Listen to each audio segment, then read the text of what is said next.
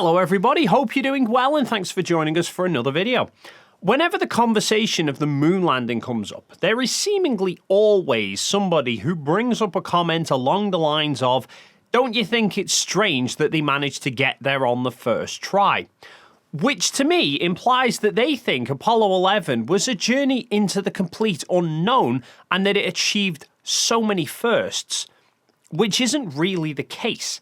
Of course, it managed the most famous first of actually putting humans on the surface of the moon, but in reality, there was very little of the Apollo 11 mission that was a first, and instead the full achievement was actually just a gradual build-up over the course of many missions. It's the natural progression of learning. You don't immediately start at the hardest point, you build up knowledge gradually. I mean, it's exactly how today's sponsor Brilliant.org works, and it's why their classes are so effective for learning new things. Each topic starts with the basics and gradually builds up step by step, made even more effective by their use of interactive animations so that you can better visualize what's happening and you can move back and forth between the topics as you desire. I love using Brilliant so much, I'm now up to 485 consecutive days of answering questions on there, and I'm currently working through a class called How Big is a Genome? Don't take my word for it though about how great it is. Grab yourself a 30-day trial absolutely free by visiting my link brilliant.org/Dave McKeegan, and doing so will entitle you to 20% off their annual subscription. In May 1961, when President Kennedy addressed Congress to propose funding to put a man on the moon, the American space program was in its infancy. They'd only just managed to get a human into space, and that was done using a modified Redstone ballistic missile. However, NASA knew that getting to the moon would require much larger rockets, and development of such had already begun. Von Braun had already begun developing the Saturn family of rockets whilst he was at the Army Ballistic Missile Agency in 1957, before NASA even existed, because with the prospect of accessing space now becoming a reality, the Department of Defense wanted a rocket capable of putting large satellites into orbit. So the Saturn I was already in production, having its first launch only 5 months after Kennedy's Congress address. This would form the bedrock for NASA to develop the larger Saturn V, which would utilize the awesome F1 engines, which again weren't actually that new. Rocketdyne had already started developing those back in 1955 for the US Air Force. And whilst the development of the Saturn V and the Apollo crewed craft were underway, rather than just sitting around waiting for them, NASA pressed on with Project Gemini, which would allow them to learn and better understand the mechanics of spaceflight, such as how can two craft find each other and dock together, how to conduct spacewalks, as well as the effects on the human body of prolonged periods in space. This project was able to push on quite quickly because, like Project Mercury, Gemini adapted a pre-existing ballistic missile in the form of the Titan II. Now, side note, in one of my other recent videos, I referenced the Gemini missions, and a few people questioned why the hell was I calling it Gemini and not Gemini. Usually, I would pronounce the word as such like the star sign. However, in all of the archived footage from that time, NASA referred to it as Gemini. The experience of seeing Ed White leave the open hatch of Gemini 4. He said simply, "All right, I'm out." And I believe the official designation of the project was Project Gemini. Hence, I say the same thing. Now, all three projects, Mercury, Gemini, and Apollo, ran the same basic steps. All flew unmanned versions of the vehicles first to test them out and make sure that they all worked before any crewed missions used them.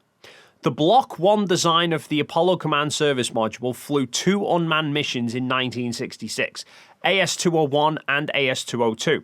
At this point, Project Gemini was still ongoing. There was even a third launch, AS-203, which was essentially a completely empty rocket, no crew capsules at all. This was mainly flown just to see the effects of liquid hydrogen in a weightless environment by putting cameras inside the fuel tanks, and to also make sure that that version of the S4B engine could be reignited whilst in space, because this would be needed for the translunar injection burns on missions actually going to the moon. So those 3 flights were able to certify that the SaturnIb rocket and the Block 1 CSM were safe for manned flight. The original plan was then for AS-204 to be a manned flight of the Block 1 CSM, lasting up to 2 weeks. This would be called Apollo 1, with the crew of Gus Grissom, Ed White, and Roger Chaffee.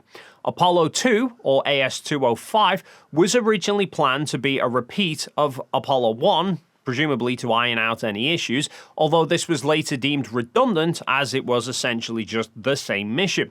So the AS-205 crew of Schirra, Isley, and Cunningham were moved to being the backup crew for Apollo 1, and the original Apollo 1 backup crew of Divitz, Scott, and Swigart were all moved to train for a different mission plan, which would see them fly AS-207 to dock a command service module with the lunar module.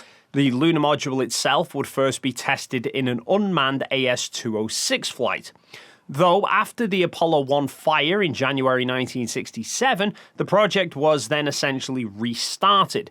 The proposed flights of Apollos 2 and 3 were basically scrapped, and redesign work on the command module begun. Now, by November 1967, after some delays, the Saturn V itself was finally ready to test, so they launched AS-501. AS-5 missions used the Saturn V, AS-2 missions used the Saturn Ib. This was dubbed Apollo 4. It was an uncrewed launch of the Saturn V with a Block 1 command module that had some of the Block 2 revisions in to test. This launch fully tested the new S1 and S2 stages, the S4B having already been used with the Saturn Ib. The S4B was reignited after achieving orbit to raise the maximum altitude to 17,218 kilometers, or 9,297 nautical miles. They then separated the command service module from the S4B stage and ignited the service module's SPS engine to further raise its altitude to 18,092 kilometers, or 9,769 miles. So it was well within the Van Allen radiation belt. This was done so that they could measure the radiation levels inside the command module. After reaching the orbit apogee, they then burnt the SPS engine again to increase the command service module's velocity so that their re-entry speed and angle into the atmosphere would be very similar to those that would be experienced on a return from the moon.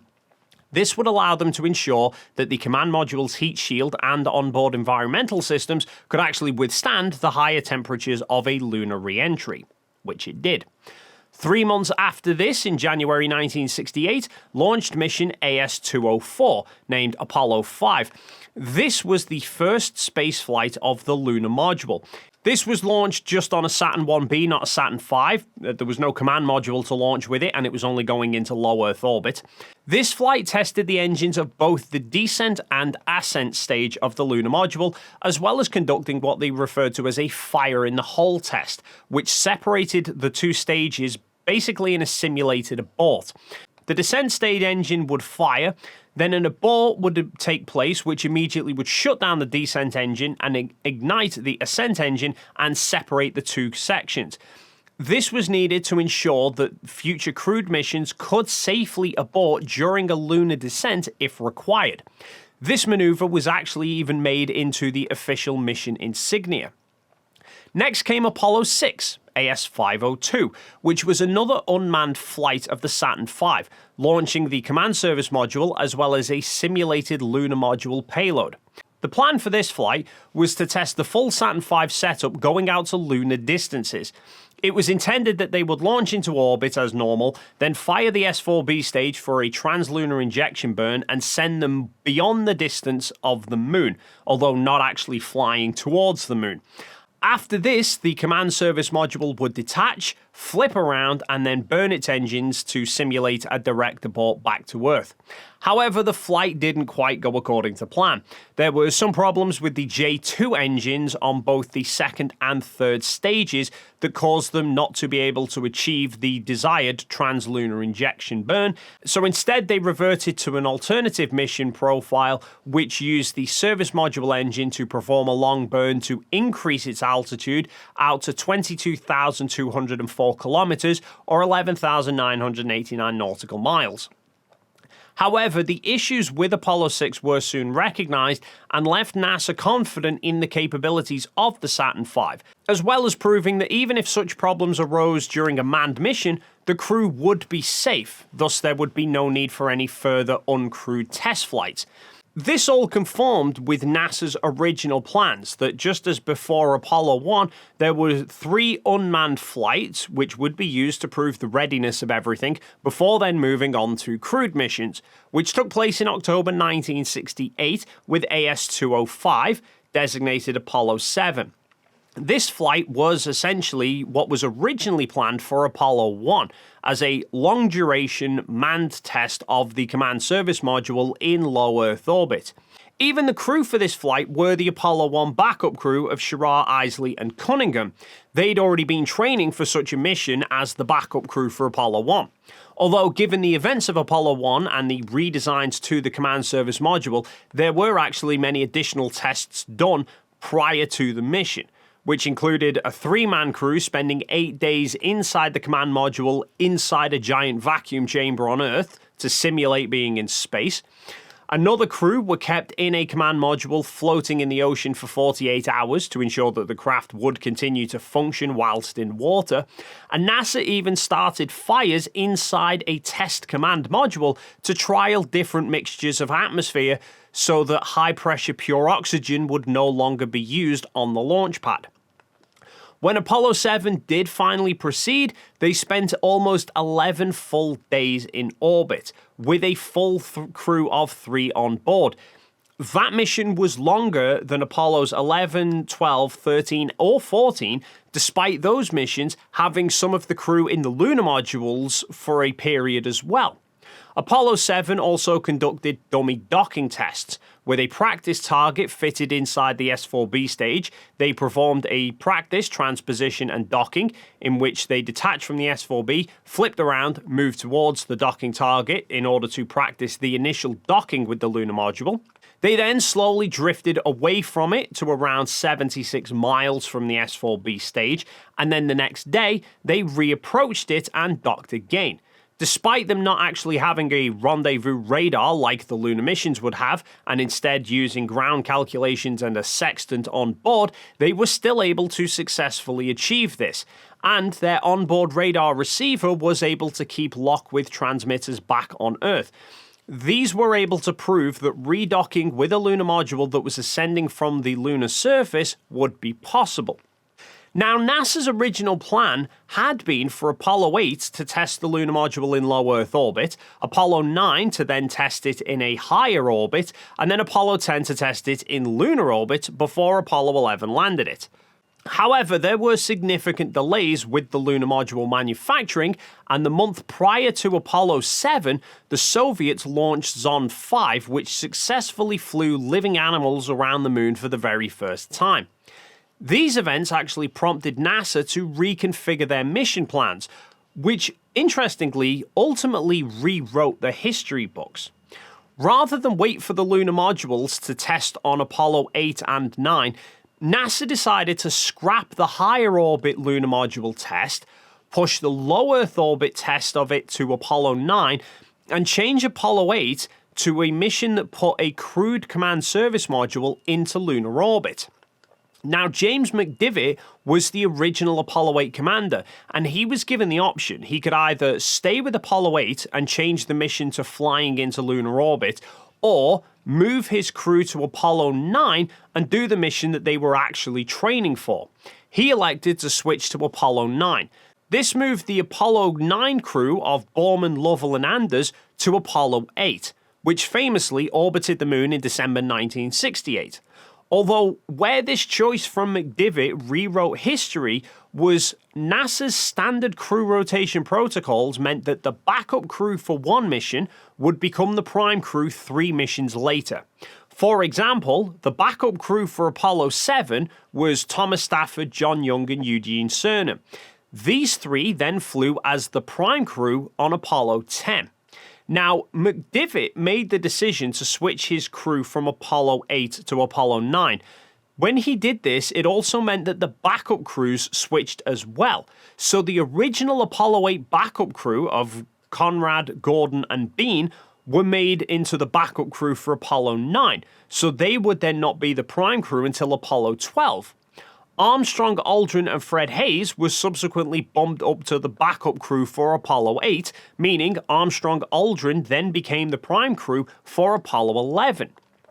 In case you're wondering why Fred Hayes wasn't on Apollo 11, he wasn't actually the original backup for Apollo 9. James Lovell was the backup with Armstrong and Aldrin, and Michael Collins was on the prime crew with Borman and Anders. However, a month before the missions were switched, Collins actually suffered a spinal disc herniation that required some surgery, so he was dropped from Apollo 9 and replaced with Lovell. Hayes came in to replace Lovell on the backup crew. The crews of 9 and 8 were then switched, so once Collins was then fit and ready, he was then put back into prime crew rotation, where his original mission's backup crew had then become the prime crew, which was Apollo 11. Now, back to Apollo 8, as we covered earlier, had the Saturn V actually had any issues like its previous launch with Apollo 6, the crew weren't really in that much extra danger because the command service module had already been fully tested and shown it could function in a direct abort situation. As it happened though, no such issues arose and the translunar injection was successful, even being photographed by the Smithsonian's Observatory in Hawaii. The success of this mission proved that the Saturn V could get humans into lunar orbit and that the command service module could get them home again. Apollo 9 then eventually flew in March 1969, which conducted extensive testing of the lunar module over a 10-day period, including maneuvering both craft whilst they were docked together. This was done both using the service module's engine as well as the lunar module's descent engine. That actually proved a very useful test given the events of Apollo 13. They also conducted an EVA test to make sure that the crews would be able to move between the two spacecraft in the event that the interior tunnel ever became unusable. They then undocked the lunar module with 2 crew members on board. The lunar module fired its descent engine away from the command module out to a distance of about 115 miles. They then jettisoned the descent stage and fired the ascent stage back towards the command service module before successfully redocking. This again was able to confirm the procedures for being able to descend to the lunar surface and then return to orbit, and the 2 craft being able to find each other and dock back together. Following the success of these missions, then came Apollo 10 in May 1969, which was conducted as a full-dress rehearsal of Apollo 11. The crew basically brought together the components of Apollos 8 and 9.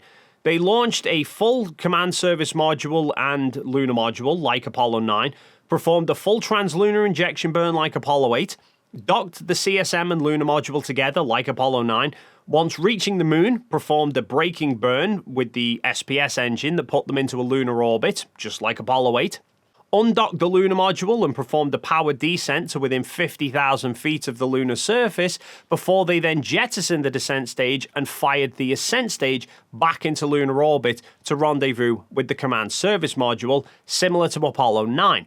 The descent was also done over the proposed Apollo 11 landing site of the Sea of Tranquility, which allowed the Apollo 10 crew to be able to get some close-up photographs of that area in preparation for the historic mission.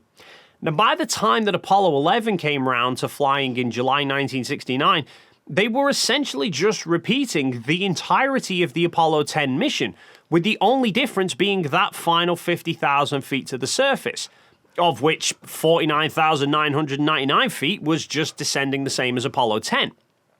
The only real difference was that this time they would actually touch down on the surface. something which had already been done successfully 5 times previously by unmanned surveyor probes, and the crews had trained as much as it was humanly possible using the lunar training vehicles on Earth. And with the knowledge that, had something gone wrong, aborting using the ascent stage had already been tested 3 times previously on Apollos 5, 9, and 10. So Apollo 11 wasn't really a major first in the sense that it was actually just a small continuation of the previous Apollo 10 mission, which itself was essentially a combination of 2 previous successful missions in Apollos 8 and 9. And this trend continued afterwards. Apollo 11 didn't actually push the limits because it was their first time out. In the post-flight press conference, Armstrong even explains how at the end of their 2.5-hour EVA, they still had about half of their oxygen and coolant supply still unused. We had roughly half of our available oxygen supply remaining in the backpacks, and somewhat less percentage in the water supplies, which is used for cooling. Of course, particularly on our first experience with the use of that backpack on the lunar surface, we were interested in conserving a good bit of margin in case we had difficulty with closing the hatch or repressurizing the LEM, or had any difficulties with getting the systems operating again in the normal fashion inside the cockpit. So they'd intentionally left plenty of margin to account for any potential problems because it was their first time actually using the equipment in the lunar environment. After they'd found no problems on Apollo 11, future missions were then clear to push the margins that much further. Apollo 12 conducted 2 separate EVAs, both nearly 4 hours each, and later missions with improved equipment extended those EVAs beyond 7 hours each, which is clearly achievable given that ISS astronauts conduct longer spacewalks now with a similar backpack setup. So that's going to be it for this video. As always, feel free to leave your thoughts in the comments down below. If you enjoyed this video and you haven't already done so, then please consider hitting the like and subscribe buttons, and then hopefully we'll see you in the next video.